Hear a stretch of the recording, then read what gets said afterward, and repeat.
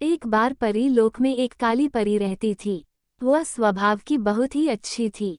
वह हमेशा ही दूसरों की मदद करती थी, परंतु उसका कोई मित्र नहीं था। वह हमेशा इंसान बनना चाहती थी। उसने पक्षियों, तितलियों आदि को अपना मित्र बनाया था।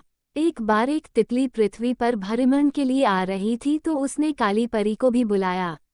दोनों रानी माँ की आज्ञा लेकर धरती पर आ गए। वे दोनों एक नदी के किनारे रुके और वहां के पेड़ और जल को देखने लगे। जब परी ने नदी के जल को छुआ तो उसे झटका लगा। वह अचंभित रह गई। तभी एक राजकुमार वहां पहुंचा। उसने नदी से पानी पिया। उसके बाद जब वह वापस जा रहा था तो उसकी नज़र काली परी पर पड़ी। उसको वो बहुत अच्छी लगी तो वह परी के पास गया और बोला, मैं आपकी कुछ सहायता कर सकता हूँ। राजकुमार के कंधे से खून बह रहा था। इससे पहले कि परी कोई जवाब देती, उसने कंधा देख लिया। उसने अपने जादू की छड़ी को घुमाया और राजकुमार का घाव ठीक कर दिया। राजकुमार ने इसके लिए परी का धन्यवाद दिया।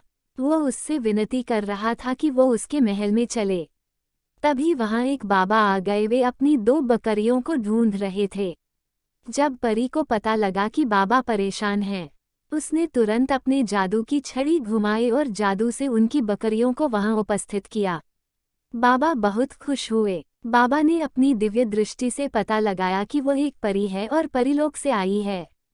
बाबा ने उसे अपने कमंडल से कुछ जल निकाला और परी पर छिड़ककर उसे एक राजकुमारी में बदल दिया। परी अब हमेशा के लिए इंसान बन गई। राजकुमार को तो पहले से ही भाग गई थी, अतः उसने राजकुमारी से उसका विवाह के लिए हाथ मांग लिया। दोनों ने शादी कर ली और वे महल में हंसी खुशी रहने लगे।